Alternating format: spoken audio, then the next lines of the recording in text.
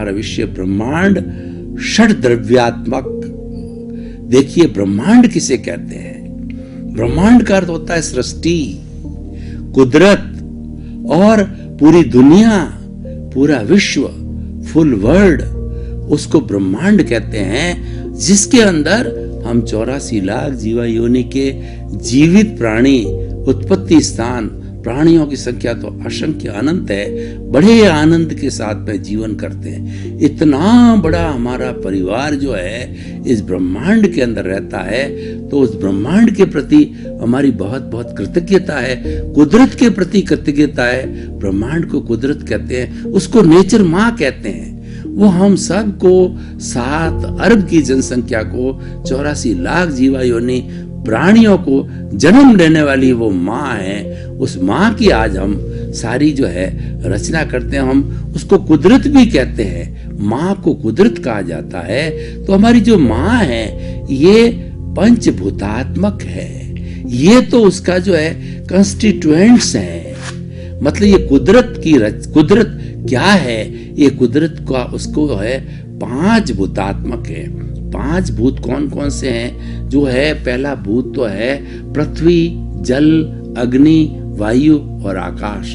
5 भूतों से पूरा ब्रह्मांड बना हुआ है, और इसमें जितने भी जीवित प्राणी हैं वो जड़ की मदद के साथ के अंदर इन 5 भूतों से जन्म लेते हैं, 5 भूतों से पोषित होते हैं और 5 भूतों में विलीन होते हैं। जब कोई भी जीवित प्राणी अपना शरीर छोड़ देता है तो ये 5 भूत पुनः 5 भूतों में जाकर के मिल जाते हैं। पृथ्वी में, जल में, अग्नि में, वायु में और आकाश में। तो इस पूरे ब्रह्मांड की जो एनर्जी है, पूरे ब्रह्मांड की जो शक्ति है, वो भूत भविष्य वर्तमान में हर समय में कांस्ट रहती थी। आइंस्टीन ने इसको सिद्ध किया है कि ब्रह्मांड की शक्ति E = एनर्जी = mc²।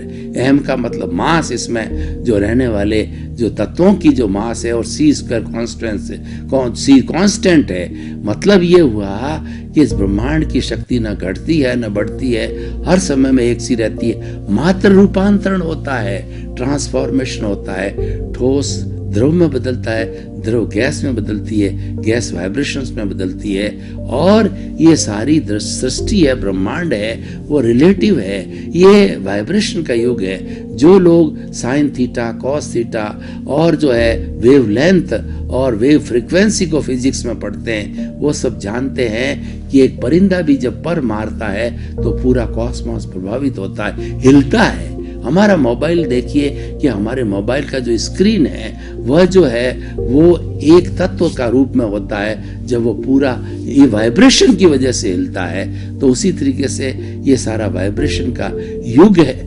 सारा जो ब्रह्मांड है वाइब्रेशंस का है। तो ये 5 भूतों में क्या ट्रांसफॉर्मेशन होता है, इसी कारण इसको संसार कहते हैं। संसार का मतलब जो संचरण करता है, हर क्षण हर वस्तु बदलती रहती है, उसी का नाम संसार है। तो ये तो 5 भूतों की बात की। अब हम कुदरती रचना की बात करते हैं, जो कि हमारा आज का विषय है कि ये जो ब्रह्मांड जो है षट द्रव्यात्मक, 6 द्रव्यों के समूह को ब्रह्मांड कहते हैं। 6 द्रव्यों के समूह को जो है हम कुदरत कहते हैं। और ये 6 द्रव्य है वो कुदरत की रचना कहलाती है। और कुदरत की रचना कुदरत के कानून के लिए काम आती है। कुदरत का कानून लागू करने के लिए हमें कुदरती रचना का सहयोग लेना पड़ता है, उसके बिना कुदरत का कानून लागू नहीं हो सकता है। तो जो हम बात कर रहे हैं कुदरत की रचना की बात कर रहे हैं, 6 द्रव्य कौन कौन से हैं जिससे कुदरत की रचना होती है, वही आज हमारा विषय है। और वह सभी पे लागू होता है, हर प्राणी पे लागू होता है। तो देखिए, इसमें से अध्यात्म और विज्ञान की तुलना करें तो हमारा अध्यात्म है 6 द्रव्यों को मानता है, और विज्ञान है जड़ पे काम करता है। विज्ञान का उद्देश्य है वो भी सत्य की प्राप्ति करना, अध्यात्म का उद्देश्य है वह भी सत्य की प्राप्ति करना। लेकिन दोनों के काम करने के तरीके अलग अलग है। कि जो विज्ञान है वो जड़ पे काम करता है और 5 जो है द्रव्यों को मानता है, और जो अध्यात्म है वह चेतन पर काम करता है, वह छह द्रव्य छठा द्रव्य चेतन स्वयं है उसको ऊपर काम करता है। दोनों वो जो अध्यात्म वाले हैं वो अपने शरीर को जो है लेबोरेटरी बनाते हैं, और जो विज्ञान वाले जो मैटर पे काम करते हैं वो फिजिकल लेबोरेटरी बनाते हैं और उसके ऊपर आविष्कार करते हैं, और तीन जो आविष्कार करके हैंस फ्रूड कहते हैं। और उसी तरीके से ये जो हमारी भीतर जो अध्यात्म का जो प्रयोगशाला है उसके अंदर भी शुद्ध परमात्मा विराजमान है, परमात्मा ओके करता है, तब वो भी एक रिजल्ट देता है। तो भाई और बहनों, अब एक एक द्रव्य की हम बात करते हैं। सबसे पहले चेतन द्रव्य मैंने बता ही दिया, लिविंग बीइंग, और इसको एनिमेट बोलते हैं, और उसको बोला जाता है असंख्य चेतनामय परमाणुओं के पिंड को आत्मा द्रव्य और चेतना कहते हैं, और वो असंख्य है, अनंत की संख्या है। तो पहला द्रव्य हो गया हमारा चेतना, और दूसरा द्रव्य हो गया हमारा, जो हम उसकी बात करें तो दूसरा जड़ द्रव्य,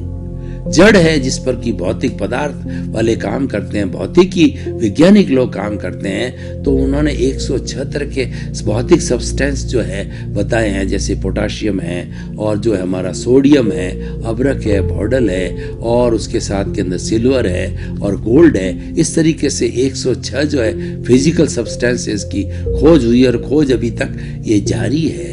तो ये सारा जड़ पदार्थ है। तो ये जड़ दूसरा तत्व हो गया। और जड़ क्या होता है?